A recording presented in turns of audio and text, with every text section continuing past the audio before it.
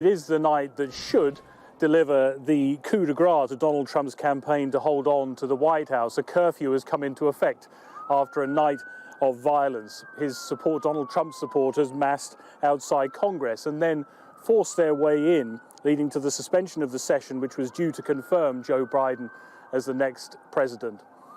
One person has been killed after being shot inside the Capitol, and improvised explosive devices have been found. The chaos followed senior Republicans, including the vice president, making clear they would not overturn the results of the presidential election. It was literally an attack on democracy. Supporters of Donald Trump scuffling with police inside the United States Capitol. Outside, thousands have besieged the building. Even at a time when everything seems remarkable in American politics, these are astonishing scenes.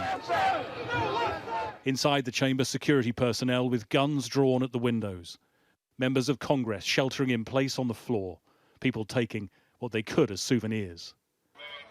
At least one person was shot. Critically injured, police say. Others were injured in the clashes. The chaos and violence indicative of a country riven and a slice of the population unwilling to accept defeat. They'd been sent on their way by a president almost 2 weeks to the moment when he'll leave the White House for the final time, continuing to make the case he didn't really lose at all. Now it is up to Congress to confront this egregious assault on our democracy. And after this, we're going to walk down, and I'll be there with you. We're going to walk down. We're going to walk down anyone you want, but I think right here we're going to walk down to the Capitol,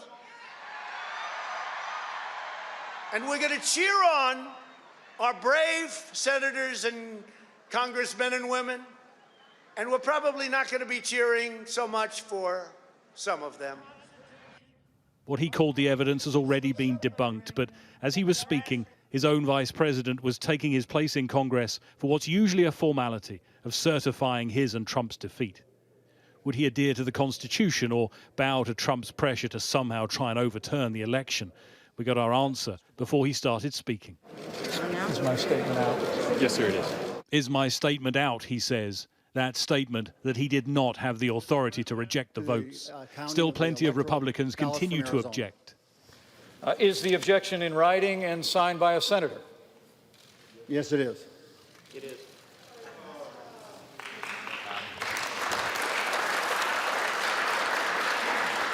It would mean hours of debate, but the outcome is inevitable, and senior Republicans now defying Trump.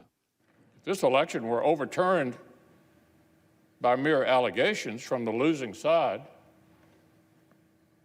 our democracy would enter a death spiral. It wasn't long after the process was suspended because of the violence outside. Let me be very clear. The scenes of chaos at the Capitol do not reflect a true America, do not represent who we are. What we're seeing are a small number of extremists dedicated to lawlessness. This is not dissent, it's disorder, it's chaos, it borders on sedition, and it must end now. The calls for calm from the president came long after the violence had started. I know your pain. I know you're hurt. We had an election that was stolen from us. It was a landslide election, and everyone knows it, especially the other side. But you have to go home now. We have to have peace. We have to have law and order. We have to respect our great people in law and order. We don't want anybody hurt. But never has the anger and division in America been quite so direct. And 2 weeks out from this place hosting what should be the peaceful transition of power, what are the chances all of this ends with Donald Trump's presidency? Greg Milam, Sky News, Washington.